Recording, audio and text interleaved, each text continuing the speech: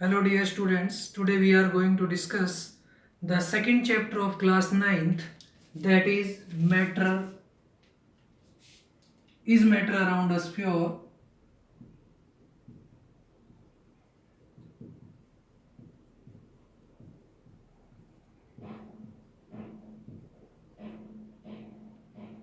तो बच्चों आज अपन चैप्टर डिस्कस करेंगे जो अपना चल रहा था second chapter of chemistry, is matter around us pure, कि हमारे चारों तरफ जो भी मैटर है वो प्योर है या नहीं है। तो प्योर नहीं है तो कितने अलग अलग टाइप के सब्सटेंसेस होते हैं जिनको अपन इम्प्योर बोलते हैं। तो लास्ट वीडियो की अगर अपन बात करें तो थोड़ा सा रिकैप्चुलेशन कर लेते हैं। लास्ट वीडियो में अपन ने किया था एलिमेंट, कंपाउंड, मिक्सचर, इसकी type, homogeneous and heterogeneous mixture,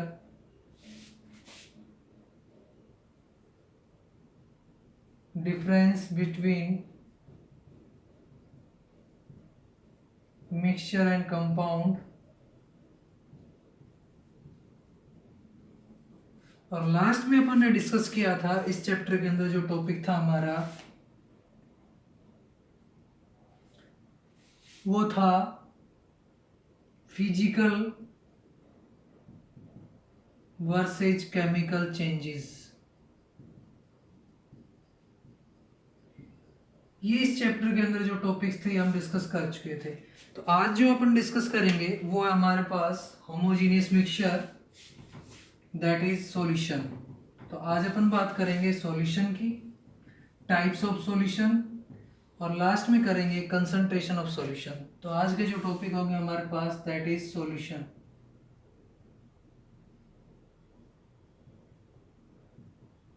तो जैसे सॉल्यूशन वर्ड जब भी आता है तो हमारे माइंड में एक चीज आती है कि सॉल्यूशन कोई लिक्विड होता है, लेकिन सॉल्यूशन हमारे पास सॉलिड भी हो सकता है, लिक्विड भी हो सकता है और गैसेस भी हो सकता है। तो सबसे पहले अपन डेफिनेशन की बात करें, what is solution. Solution is the homogeneous mixture, homogeneous mixture of two or more chemically non-reacting substances, chemically non-reacting substances। तो देखो बेटा, हम एक सॉल्यूशन प्रिपेयर करेंगे तो सॉल्यूशन किस तरीके से प्रिपेयर करेंगे पहले आप ये समझने की कोशिश करें कि सपोज मैंने यहाँ पे ले लिया वाटर, ये मेरे पास वाटर है और इस वाटर के अंदर मैंने ऐड कर दी शुगर,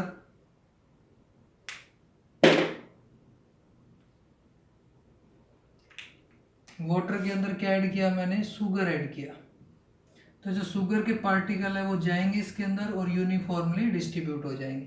तो जो वाटर था अपना वो एक्सेस में था, लार्ज अमाउंट में था, so it is called as solvent. That component of solution which is present in excess, excess means large amount.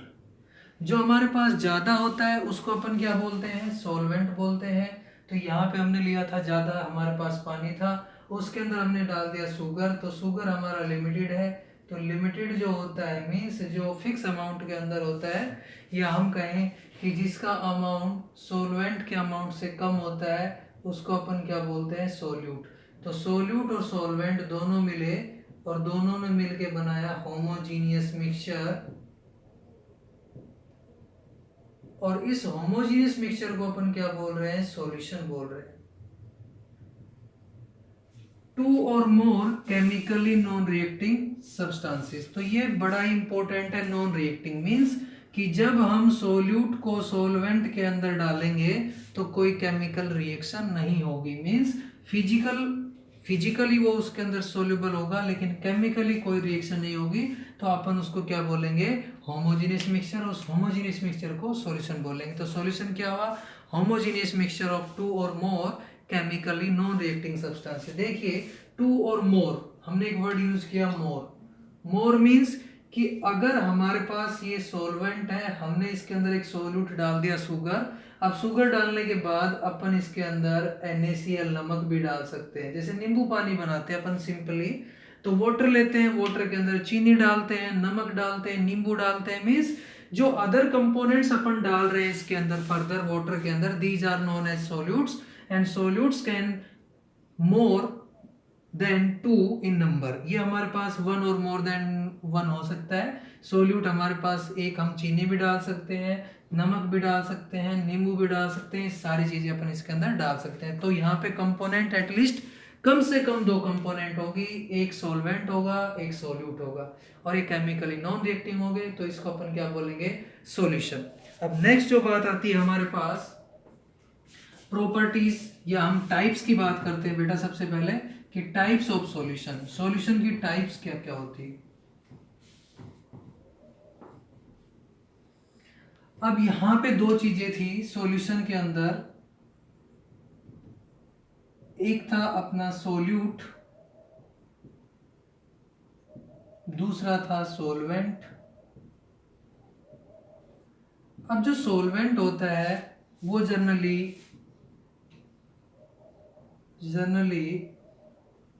सामान्य रूप से determine physical state of solution, means solution की हमारे पास अलग अलग स्टेट हो सकती है। सॉल्यूशन सॉलिड भी हो सकता है, सॉल्यूशन लिक्विड भी हो सकता है, और सॉल्यूशन गैसियस भी हो सकता है। 3 टाइप्स ऑफ सॉल्यूशन हो सकता है। It depends upon the solvent, कि सॉल्वेंट अगर हमारा सॉलिड है, अगर सॉल्वेंट सॉलिड है तो सॉल्यूशन सॉलिड होगा, अगर सॉल्वेंट लिक्विड है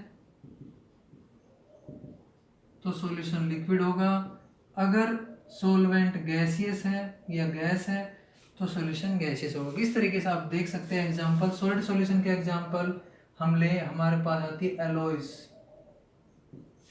एलॉयज को अपन बोलते हैं मिश्र धातु। किस तरीके से बनती है एलॉयज, जैसे आप देखते हैं कि जो ऑर्नामेंट्स होते हैं वो गोल्ड के बने होते हैं, लेकिन वो गोल्ड प्योर नहीं होता, उसके अंदर कुछ अमाउंट हम सिल्वर या कॉपर का मिक्स करते हैं। मीन्स दोनों को या 3 जो कंपोनेंट उनको लेंगे, उनको मेल्ट करेंगे, मेल्ट करने के बाद मिक्स कर देंगे, मिक्स करने के बाद उसको ठंडा करेंगे तो वो सॉलिड बनेगा। लेकिन अगर अपन लिक्विड की बात करें तो लिक्विड में आपने देखा ही थोड़ी देर पहले हमने लिया था वाटर, वाटर के अंदर डाली शुगर। गैसेस सॉल्यूशन का अगर एग्जांपल है तो गैसेस में एग्जांपल आ जाएगा एयर।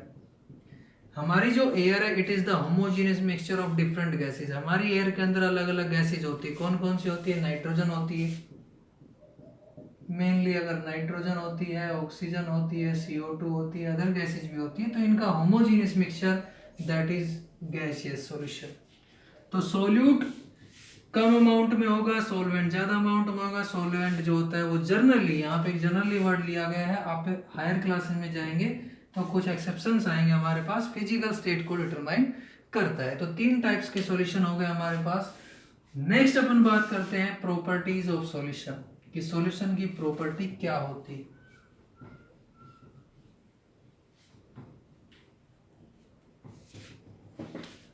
नेक्स्ट टॉपिक है प्रॉपर्टीज ऑफ सॉल्यूशन।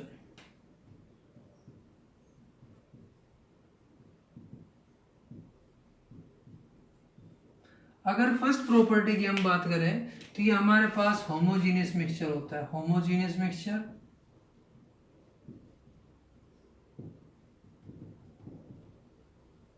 सॉल्यूशन जो होगा वो होमोजीनियस मिक्सचर होगा। मींस कि सॉल्यूशन के अंदर जब हम उसको मिक्स कर देंगे सोल्यूट को सॉल्वेंट के अंदर, तो वो यूनिफॉर्मली डिस्ट्रीब्यूट होगा। नेक्स्ट बात आती है साइज ऑफ पार्टिकल। सॉल्यूशन के जो पार्टिकल होते हैं उनका size less than 1 nanometer. Means हम इसको लिख सकते हैं 10⁻⁻9 मीटर, कि जो पार्टिकल का साइज होता है वो 1 नैनोमीटर से छोटा होता है। मींस कि जो पार्टिकल होंगे वो इतने छोटे होते हैं, they can not seen by naked eye, इनको अपन नेक्ड आई से नहीं देख सकते। नेक्स्ट आता है particles passes through filter paper. अगर सॉल्यूशन है और सॉल्यूशन को अपन छानने की कोशिश करें, सेपरेट करना चाहें उसके सॉल्यूट और सॉल्वेंट को, तो फिजिकल मेथड लाइक फिल्ट्रेशन के थ्रू हम उनको सेपरेट नहीं कर सकते। जैसे आपने इस तरीके का सेटअप लिया और आप चाह रहे हैं कि इसको फिल्टर करें, यहाँ फिल्टर पेपर आपने लगा दिया, सॉल्यूशन इसके अंदर डालेंगे तो सॉल्यूशन इस फिल्टर पेपर को क्रॉस कर जाएगा। ठीक है, तो ये जो पार्टिकल होंगे बहुत छोटे साइज के होते हैं, इतने छोटे साइज के कि ये हमारे पास इसमें से चले जाएंगे।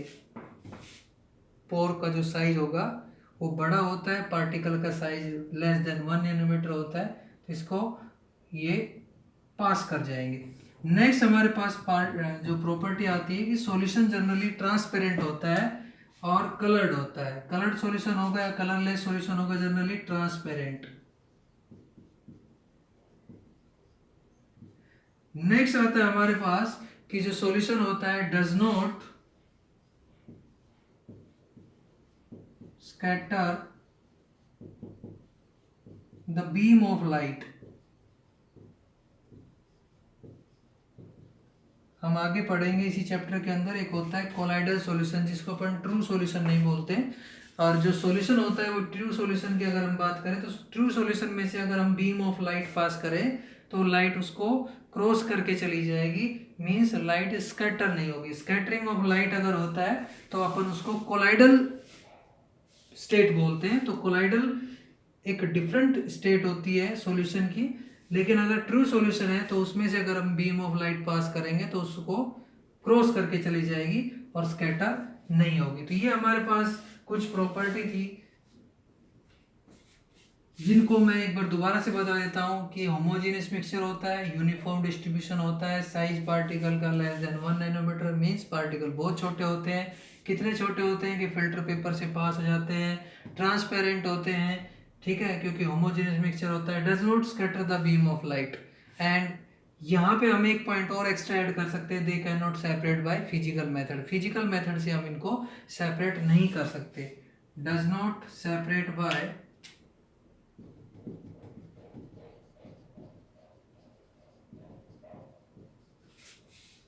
any physical method, by generally physical method।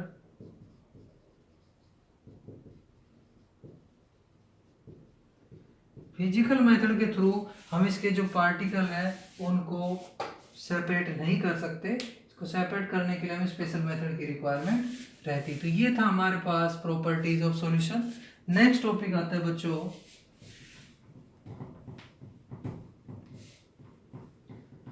aqueous and non-aqueous solution। aqueous and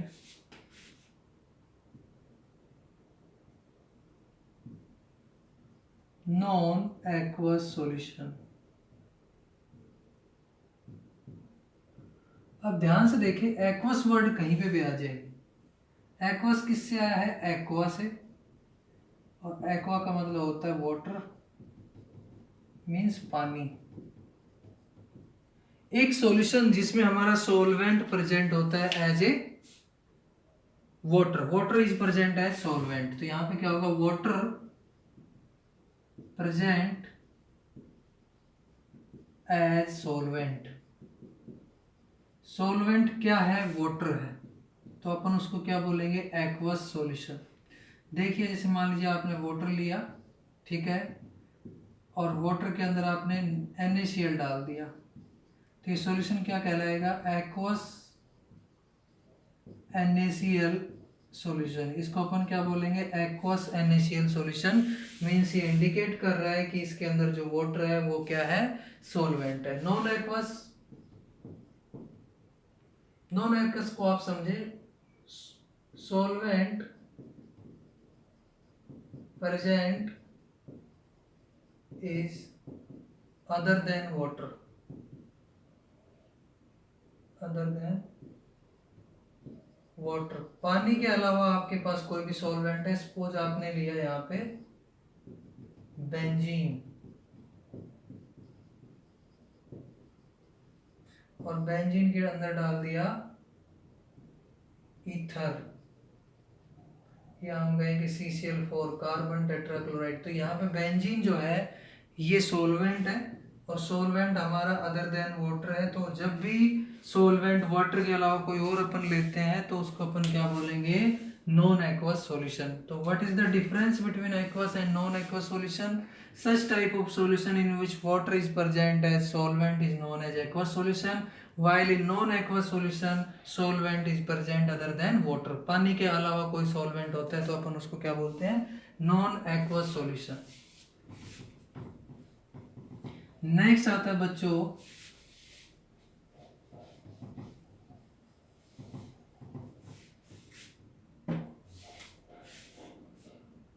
saturated. Next topic है सॉल्यूशन से रिलेटेड ही, saturated, unsaturated, super saturated solution.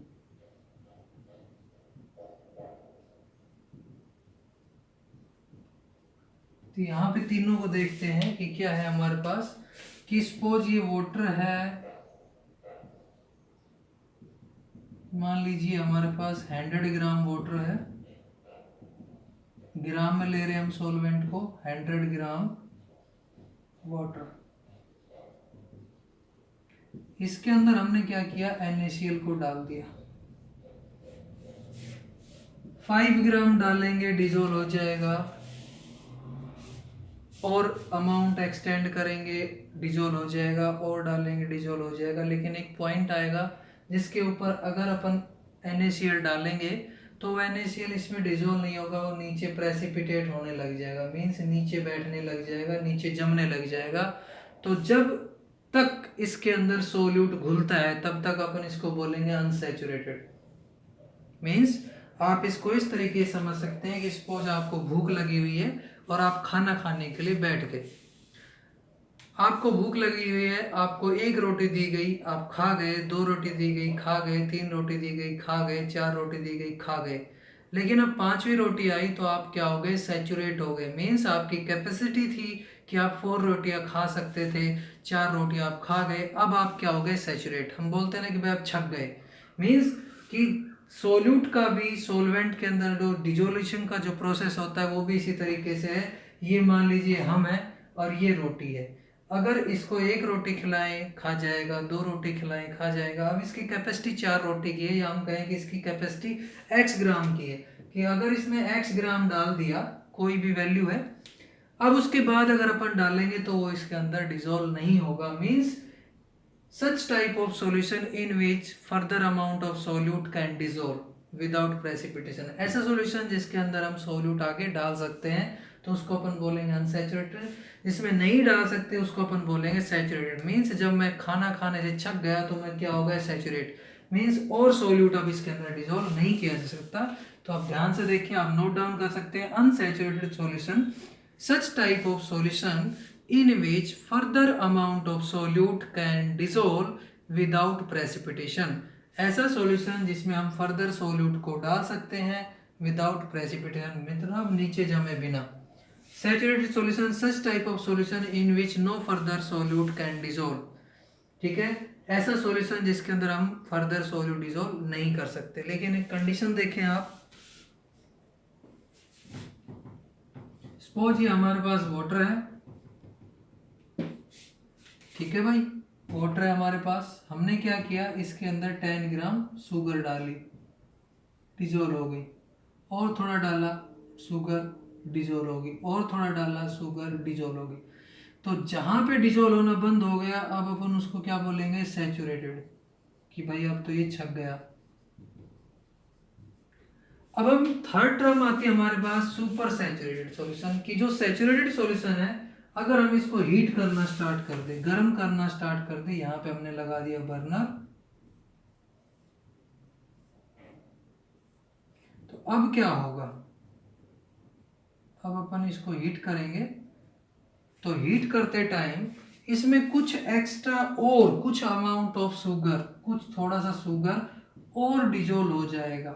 आपने एक्सपेरिमेंट करके भी देखा होगा कि गर्म पानी के अंदर चीनी जो होती है वो घुलती चली जाती है। अगर अपन उसको और ज़्यादा गर्म करें तो थोड़ा सा और भी डिजोल्व हो जाता है। मीन्स सेचुरेट होने के बाद अपन उसको गर्म करते हैं, गर्म करने के बाद कुछ further amount of solute can dissolve and then solution become super saturated solution. Means it is a special type of solution which is obtained by the saturated solution by heating it and adding the some extra amount of solute। तो इसमें कुछ extra amount of solute भी अपन dissolve कर सकते हैं, तो इसको अपन बोलते हैं सुपर सैचुरेटेड सॉल्यूशन। तो ये टॉपिक था हमारे पास। नेक्स्ट जो आता है बच्चों, अपन बात करेंगे नेक्स्ट वीडियो लेक्चर में solubility and how to calculate the solubility of solute in the solvent and solution. What are the concentration terms used to calculate the solubility, कौन कौन सी टर्म्स के थ्रू हम सोल्युबिलिटी को एक्सप्रेस कर सकते हैं। तो ये था हमारा आज का video lecture. Thank you, wish you all the best.